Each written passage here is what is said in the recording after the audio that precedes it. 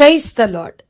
ఈరోజు వాక్య భాగం కీర్తనల గ్రంథం 143వ అధ్యాయం 8వ వచనం. నీ యందు నేను నమ్మిక ఉంచి ఉన్నాను, ఉదయమున నీ కృపావార్తను నాకు వినిపింపుము. నీ వైపు నా మనస్సు నేను ఎత్తుకొనిచున్నాను, నేను నడవలసిన మార్గము నాకు తెలియజేయము. ఈరోజు ఈ వాక్య భాగం ద్వారా దేవుడు మనతో మాట్లాడుతూ ఉన్నారు. ఈ కీర్తనల గ్రంథం 143వ అధ్యాయం 8వ వచనం కనుక మనం చూస్తే, నీ యందు నేను నమ్మిక ఉంచున్నాను, ఉదయంన నీ కృపావార్తను నాకు వినిపింపుము. నీ వైపు నా మనసు నేను ఎత్తుకొనిచున్నాను, నేను నడవలసిన మార్గమును నాకు తెలియజేయమని మరి కీర్తనాకారుడు ప్రార్థన చేయడం మనం చూస్తూ వస్తున్నాం. కీర్తనాకారుడు అంటాడు కదా, నా అంతరంగమందు విచారములు హెచ్చగా నీ గొప్ప ఆదరణ నా ప్రాణం నాకు నెమ్మది కలుగు చేయుచున్నది అని అంటా ఉన్నాడు కీర్తనాకారుడు. మనం ఆలోచిస్తే మన అంతరంగమందు విచారములు హెచ్చైపోయినప్పుడు, when we are going through a lot of worry, a season of pain, ఒక భయంకరమైన విచారములు గుండా మనం వెళ్తా ఉన్నప్పుడు మన ప్రార్థనా జీవితం అనేది డిస్టర్బ్ అయిపోతూ ఉండిద్ది. ప్రతిసారి మనం ఆలోచిస్తూ ఉంటాం, దేవుని చిత్తం నుంచి, the purpose that God designed us, దేవుని యొక్క ఉద్దేశం నుండి మనం డీవియేట్ అయిపోతూ ఉంటాం. మన ప్రార్థనా జీవితంలో మన విచారాలు హెచ్చైనప్పుడు ఫ్లక్చువేషన్స్ వచ్చేస్తూ ఉంటాయి. మన ప్రార్థన, మీలో ఎవరైనా ఉన్నారా అండి, నేను ఇదివరకులా ప్రార్థన చేయలేకపోతున్నాను, నా జీవితంలో నేను ఎదుర్కొన్న పరిస్థితిని బట్టి, నా జీవితంలో నేను వెళ్ళిన ఒత్తిడిని బట్టి, నలుగురిని బట్టి నా ప్రేయర్ లైఫ్ అనేది డిస్టర్బ్ అయిపోయింది, ముందుకులాగా నేను ప్రేయర్ చేయలేకపోతున్నాను, నేను వెళ్ళిన నలుగురిని బట్టి నేను నా ప్రార్థనా జీవితాన్ని కోల్పోతూ వచ్చాను. There was a prayerlessness in my life. నా జీవితంలో నా ప్రార్థనా జీవితం అనేది చల్లారిపోతూ వస్తుంది, చల్లారిపోయింది. నాకు మునుపటి ప్రార్థన అనుభవం నాకు లేదు, మునుపటి కన్నీరు, మునుపటి వాక్యధ్యానం లేదు.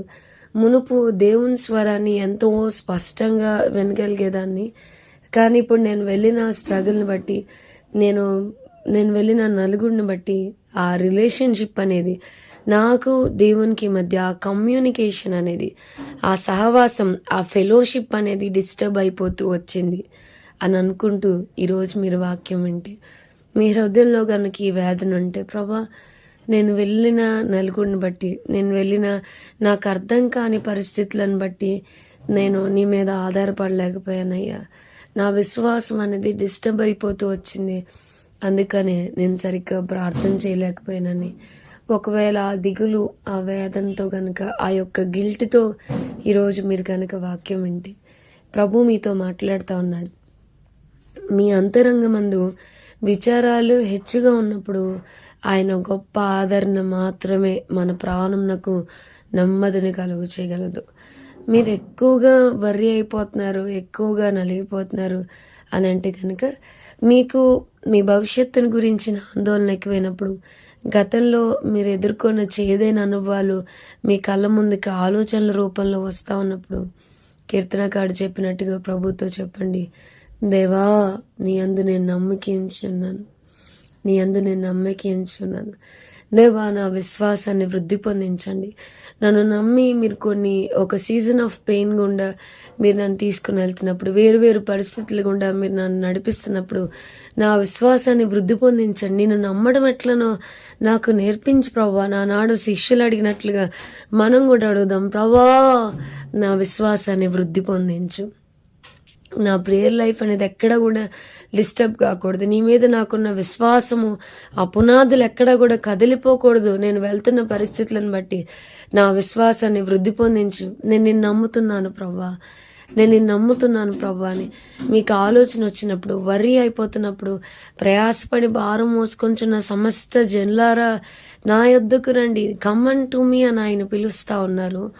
ప్రతిసారి మనకు ఆలోచన వచ్చినప్పుడల్లా నేను నిన్ను నమ్ముతున్నానయ్యా, నేను నిన్ను నమ్ముతున్నాను, నా మనస్సు నీ వైపు ఎత్తుకుంటున్నాను, నేను నడవలసిన మార్గం నువ్వే నాకు తెలియచే ప్రభా అని దేవుని మీద ఆధారపడుతూ, నిజంగా నేను నిన్ను నమ్ముతున్నానన్న ఒక్క మాట మనలో మనం పైకి పలికినా గానీ ఎక్కడ లేనంత ధైర్యము, ఎక్కడ లేనంత విశ్వాసం, పరిస్థితులన్నీ సమకూడి మన పక్షాన జరగడం మనం గ్రహించగలుగుతాం.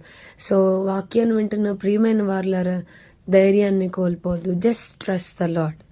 దేవుని నమ్ముదాం. ఖచ్చితంగా మన భవిష్యత్తులో ఆయన ఆశ్చర్యకరమైన మేలులతో మన భవిష్యత్తును ఆయన నింపి నడుపును గాక. ప్రార్థన చేసుకుందాం. ప్రభా, ఈరోజు వాక్య భాగం ద్వారా మీరు మాతో మాట్లాడినందుకు వందనాలు. వాక్యం వింటున్న మా ప్రియులైన వారిని అందరినీ మీరు దీవించి ఆశీర్వదించమని, వారు కోల్పోయిన ప్రార్థనా జీవితాన్ని తిరిగి వారికి అనుగ్రహించమని నజరేయుడైన యేసుక్రీస్తు పరిశుద్ధమైన నామమున అడిగి వేడుకొంచున్నాం తండ్రి. Amen. God bless you and have a blessed day.